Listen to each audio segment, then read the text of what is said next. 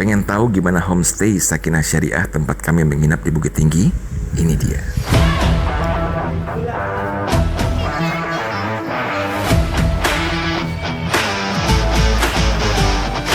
Di Bukit Tinggi ini kita makan-makan guys. Kita mencoba yang namanya tinggal angkat 2 tas dan 1 top box ke atas. Sudah di situ semua kebutuhan harian kita.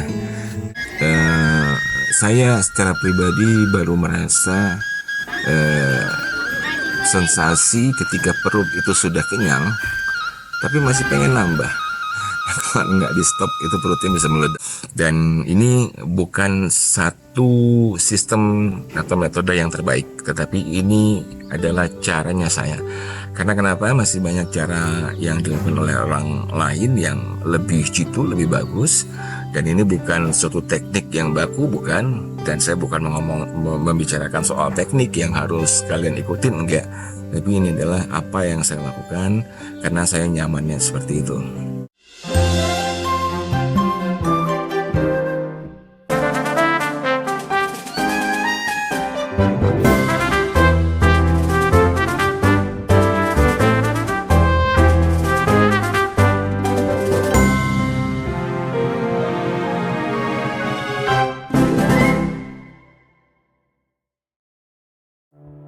Halo sobat, Assalamualaikum.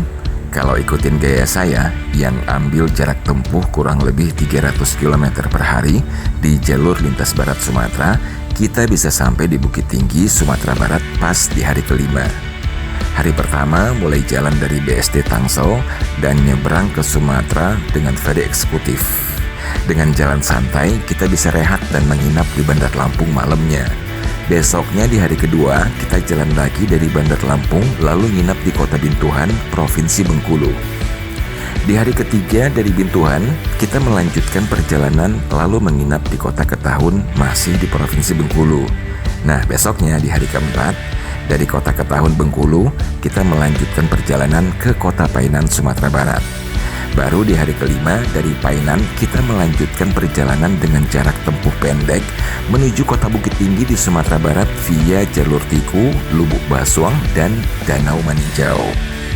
Dengan jarak tempuh yang seperti ini, rata-rata 300 km per hari, perjalanan kita dengan motor bisa jauh lebih rileks tanpa harus banyak membuang waktu dan biaya untuk akomodasi.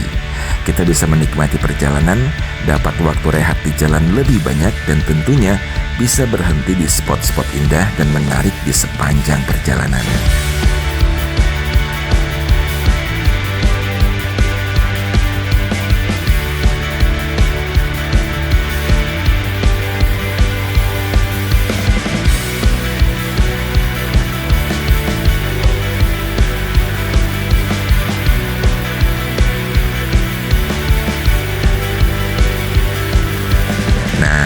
Buat kalian yang nanya-nanya nih, apa sih isi box motor saya?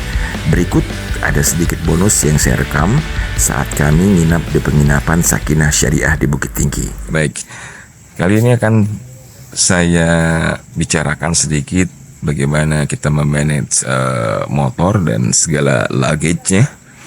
Nah, jadi ini kan ada tas lagi ya, 1, 2, dan top box.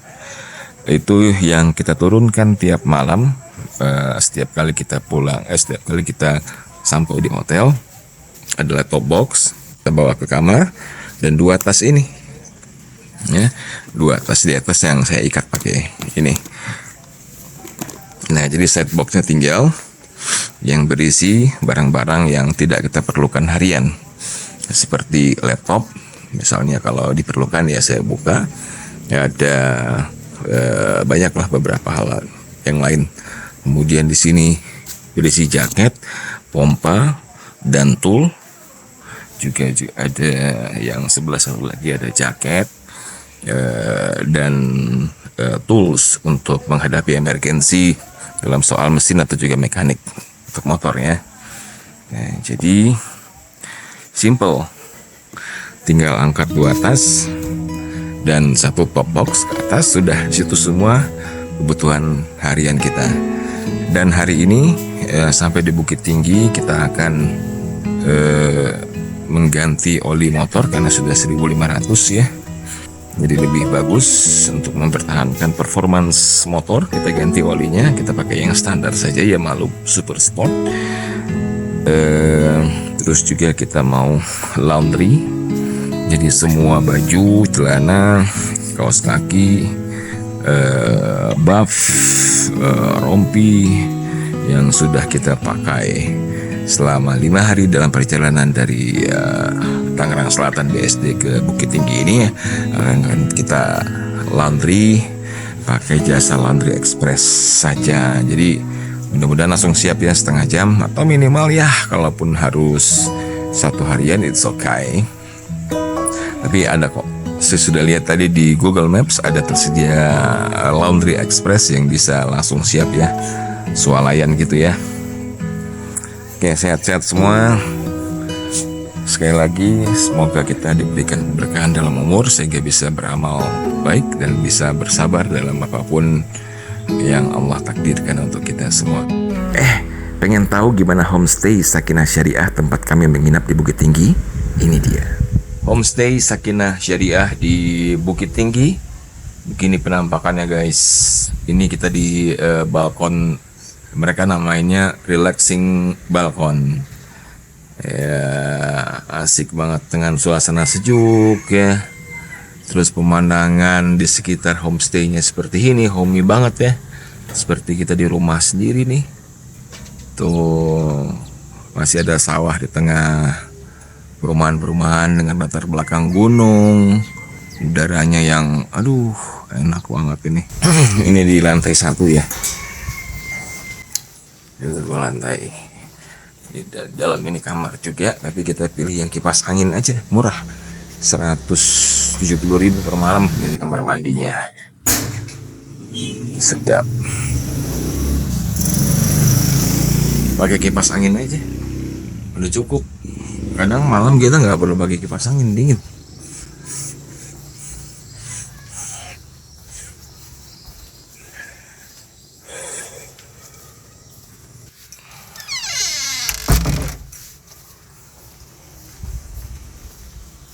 Turun tangga ke resepsionis,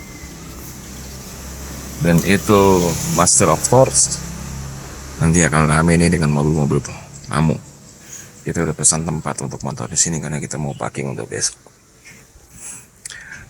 Dan di depan itu akan dibangun yang kedua, kafe, restoran, dan juga hotelnya.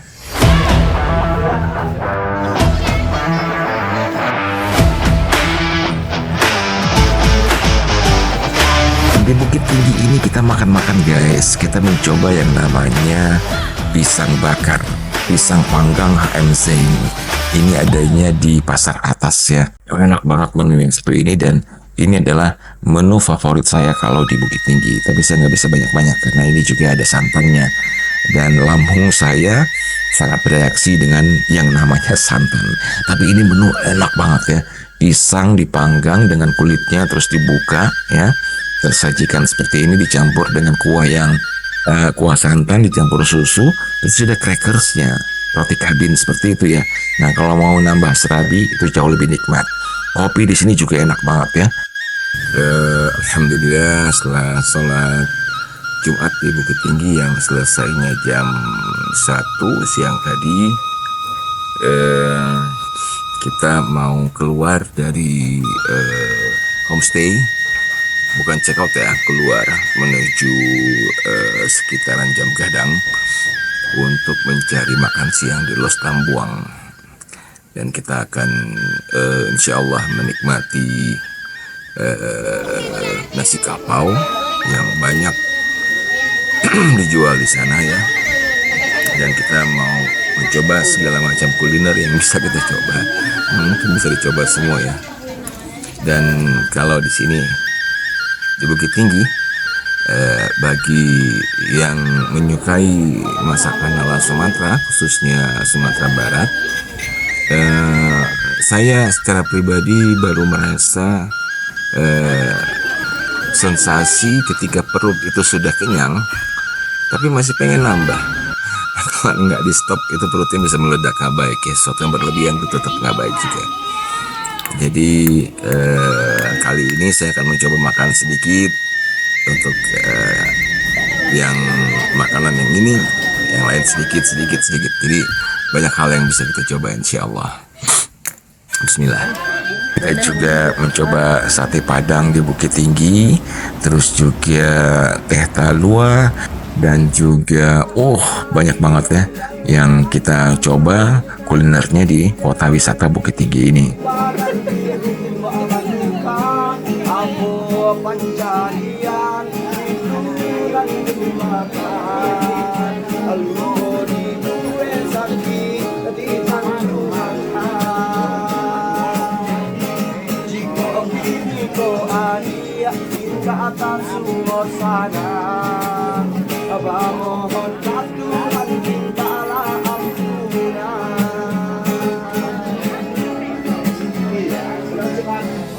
Dan saatnya setelah menempuh setengah perjalanan dari total trip kita ke Aceh, di Bukit Tinggi ini kita ganti oli untuk motor saya sebelum besoknya kita menuju Padang Sidempuan. Nah, di Bukit Tinggi ini juga kita laundry ya. Karena kenapa? Karena baju yang kita bawa itu hanya untuk setengah perjalanan. Jadi kalau perjalanan itu 10 hari, kita bawa baju 5 hari dan lebih 1. Ini saya ingin mencoba untuk berbagi pengalaman ya tentang bagaimana kita atau saya mengelola pakaian yang kita bawa pada saat melakukan perjalanan jarak jauh dengan motor ya. Kan saya punya set box 2, terus juga ada set bag di crash bar 2 dan top box 1, serta ada 2 bag yang ditenteng itu di kanan kiri di atas set bag, di atas set box. Jadi durasi perjalanan yang saya buat itu, kalau memang kita langsung, yaitu hari ke-9 insya Allah kita bisa sampai di Banda Aceh. Itu kalau memang mau langsung jalan ya, dengan asumsi malamnya istirahat. Jadi kita jalan hanya pagi sampai sore, ya paling telat jam 7 atau jam 8 malam kita udah sampai di penginapan pada waypoint berikutnya. Jadi tiap malam kita harus menginap, kita nggak jalan malam. Nah, jadi karena 9 hari saya bukan orang yang bukan orang yang kepengen membawa pakaian itu sedikit, enggak, tapi juga enggak mau banyak-banyak semuanya. Nah, jadi di pertengahan ya, di pertengahan durasi perjalanan, misalnya 9 hari, katakan 5 hari, itu saya akan melihat di kota mana. Ternyata Bukit Tinggi itu adalah kota pertengahan dari etape kita, dari semua etape kita ya. Jadi di Bukit Tinggi ini kita akan extend nginapnya. Sekarang sudah Jumat, kita nyampai kemarin malam ya, malam Jumat, Kamis malam, dan kita akan extend sampai hari Minggu pagi baru kita berangkat kembali menuju Padang Sidempuan. Nah, sampai di Bukit Tinggi ini tadi pagi kita sudah membawa pakaian kotor itu ke laundry, dan insya Allah sekarang udah selesai ya, 5 jam ya.